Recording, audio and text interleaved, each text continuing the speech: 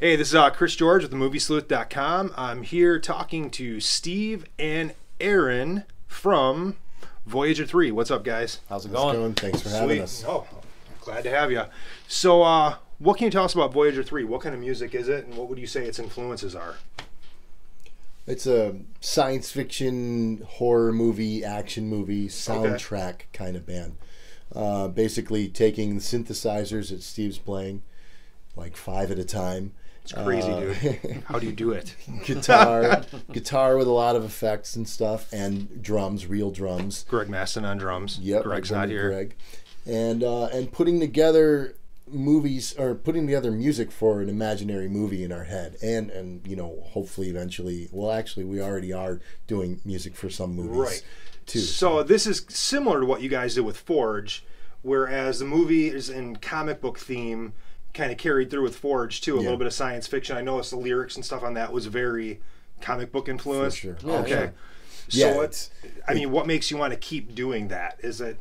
We just loved it our whole life. I mean, it's awesome. I can't tell you how many comic books this guy has in his comic book vault.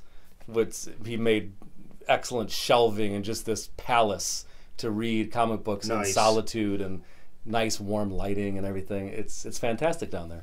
And then we collectively own hundreds and hundreds of Blu-rays and DVDs and VHS and records and stuff of all that spirit of sci-fi and action and horror.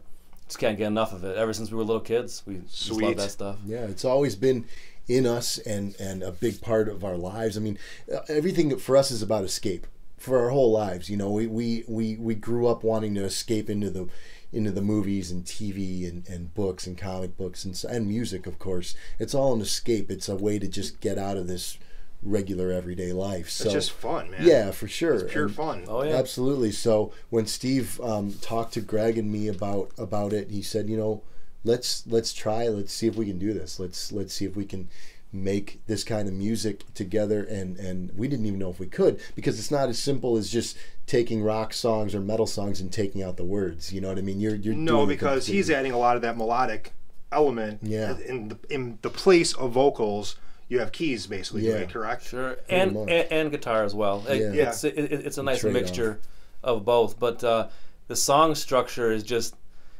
not like a traditional rock song. It's just not set up that same way. And so I like it better, because if you're in a traditional rock band that has the singer and the lead dude, you kind of gotta stick to certain sort of formulas in a way. You're locked down to one thing. Right, but you can throw it out the window and just, we can have a 6-minute intro if we wanted to, you know? That's awesome. And don't put it past us, we might do it. I'm sure. I hear a lot of John Carpenter influence in the music you guys do. Is that... For sure. I've loved his films since I was a little kid. I saw Halloween at the drive-in when I was probably 7 years old. And You're I probably dating shouldn't yourself. have seen it. True that, right? Stop doing that. What would your favorite John Carpenter movie be? Oh, wow. Man, that's a hard pick. Probably Escape from New York for me. Yeah, that's mine. I'd That's have to say mine. that. By I mean, far. that was that atmosphere of that early '80s, that Cold War paranoia, where we really, I mean, we grew up at the same time. You thought that could happen. Yeah, because you even had to do those drills and stuff sometimes, or the Mad Max, right. Cover your head. Weird. Mad Max that existed. all those movies, we really thought that was like, we were on the edge of that, and we kind of were. So that there's nothing that can approach that feeling of that post-apocalyptic stuff. So that's a great one. And Halloween, of course, too. Yeah, I think I don't know if I can pick a favorite, but I will for the sake of argument, and I'll tell you why I'm picking this one after I tell you. But I'd say that The Thing for me is super high up there. Yeah, his remake of The Thing. And I can see that. And why that is because that was one where back when I was 7, 8 years old, whenever that came out, I rode my bike up to the local movie theater by where I lived. I found bottles and cans and got enough money to get a movie ticket, and I went and saw The Thing by myself in the theater. So that's it's cool because of that reason. And it's a great film, and the soundtrack is great. Ennio Morricone's score is just fantastic on that. And it's probably Kurt Russell's best movie. What about Tombstone? I love Tombstone. Oh yeah, Tombstone. Like yeah. super amounts of. I love Son it. of a bitch. And Tombstone. I'll tell you a cool. I mean, he's got a lot of good ones. Yeah, he does have a lot of good ones. Doesn't really make good movies anymore though. No, except Death Proof was good. Death Proof was good. I didn't get it the first time. Second time I saw it, I enjoyed it. Same thing. I liked it more the second time. I saw the longer cut that gives you a little bit more texture and stuff going on. It helps with that. The theater cut, it kind of leaves you hanging a little bit. And I was like, I don't get this so much. But the longer cut helps for sure. Yep. Sweet. But a cool little behind the scenes tie-in, if you will, is speaking of Tombstone. I forgot his father's name. Of course, it's the last name is the same, Cosmatos.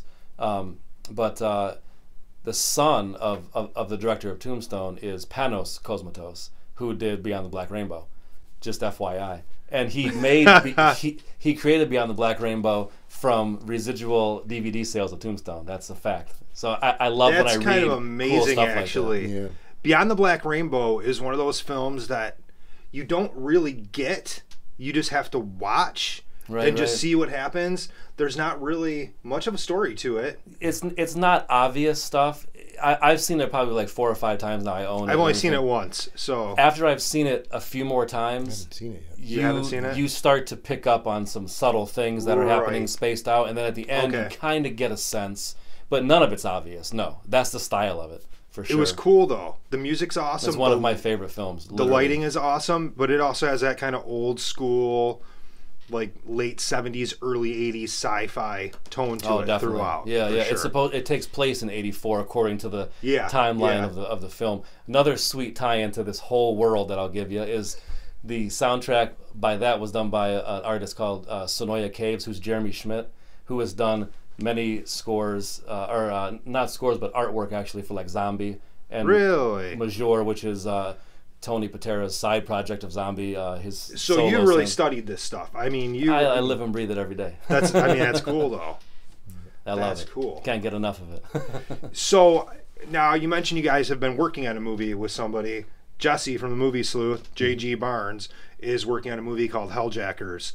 How's that experience been? It's great. I ran into Jesse over a year ago, and he had known our old band Forge. Right. He had seen us a long time ago, and he saw me and said, "Hey, what's going on? Are you doing any music still?" And I said, "Yeah, I'm that Voyag3r had started like 2 weeks before then." Wow. And I said, "We're just getting this thing off the ground. We're going to do movie soundtrack stuff." And he's like, "Well, I make movies." So right from then, we've been talking for the last year and a half or whatever it's been, and so it was kind of like it was just kind of a given. Right. Since we started talking about it, he knew. Well, he already used one of our songs in his trailer about a while ago, a few months ago. Yeah, probably 3 or 4 months ago now, I'd say. And then he's used it for his full-length trailer too. And then he's got us in the movie in subtle ways, like our T-shirts and stuff. Really cool stuff. Yeah, so the trailer was really awesome. Cool. That's all I've seen so far. I know you guys just put out a music video too. Yep. Yeah. It's what's the story behind that? Freshly launched music video. Yeah. The vibe of El Guantanero is nothing in specific, but it's we tried to channel the spirit of like 70s giallos out of Italy and your traditional slasher film, just all the hallmarks and cool stuff that we love about those type of films, and just try to jam it into a sort of a music video, short film. It's more of a short film really than a video. The one character in the music video kind of reminded me of one of the characters from A Black Hole with the face. Oh, okay. I haven't seen that in so long. I don't even recall. But it's very like, check out, just like look up The Black Hole on YouTube. Yeah. And the character you have with kind of, what would you say? It's like glass, like metal or chrome or something. Yeah. They use that in The Black Hole. Okay, gotcha. Yeah, I was like, that's from The Black Hole. Nice. Right on. You guys didn't even know that. We used it. We ripped it off and we didn't even know. Right. No, I'll tell you. Love when that happens. What dictated that costume was simply budget. It was easy to come by and affordable. So did you guys make the video yourselves then, or did you have somebody else help you with it? We did it all. We did it, yeah, for sure. Sweet. Fun stuff. We got together and did some like traditional guerrilla filmmaking, like shooting where we weren't really not necessarily allowed to shoot, didn't quite have 100% permission. Right. We were kind of faking it, and we kind of put it together over a few weekends, and got it done. It was fun. A lot of fun. That sounds like what we used to do when I was like 18. Yeah. We'd go out with the little video camera and just shoot stupid like spoof stuff all night long, get drunk and make movies. Obviously, you guys weren't drunk, I'm sure. No, not quite. No, I think there were some beers on set. There were some beers. We had a guy, one of our buddies, who played the sort of bum who gets turned into a zombie killer, and he was drinking a little bit. He had to get into character. Yeah, he's of the method acting school, so that Jack Daniels was for real. Right. That's cool. He wanted to be true to it. Okay, so what do you want to tell people about the album you guys just put out? Yeah, we have 2 releases. Sweet. Doom Fortress, that's our full-length album, and this is from a year before, Victory in the Battle Chamber. So these pieces of art with our cool artwork by Slasher Dave. I mean, you just can't get any better than this. Like, this guy just captured the vibe of what we were trying to go for. It reminds me of what was that movie?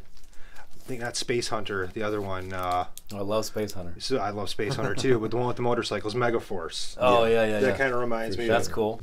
Yeah, we actually have a surprise and a thank you out to everybody now. Is if you go to our Bandcamp page, which is Voyag3r.bandcamp.com, we have a free song. We just wrote it and recorded it a couple weeks ago. It's called "Secret of the Ice Mountain," and it's free for the rest of the whole year. And then after that, it'll be like on iTunes and whatever else. But right now, it's absolutely free. Is the rest of your stuff on iTunes? Yep. Yeah, everything is everywhere.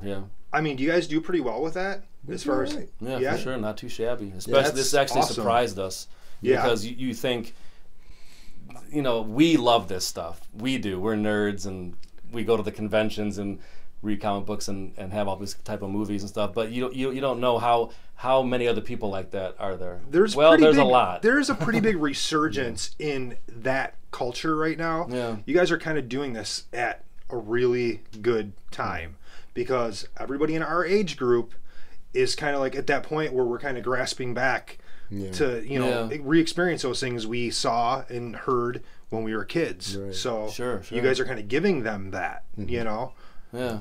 Even the band I'm in, the tribute band thing, Right. But it's from the same era. It's nostalgia. Yeah. That's really what it's all about, and I think that's a lot of this.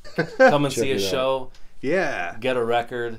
Visit the website. If you like vinyl, get the vinyl. We have the MP3s, we have the iTunes, we have the CDs, we even have cassette tapes for whatever reason. We have those. Because nobody can play those I think anymore. those cassettes are all sold out. Unless there might be like 5 left. Sell I out. have one, but I can't play it. My cassette player eats tapes.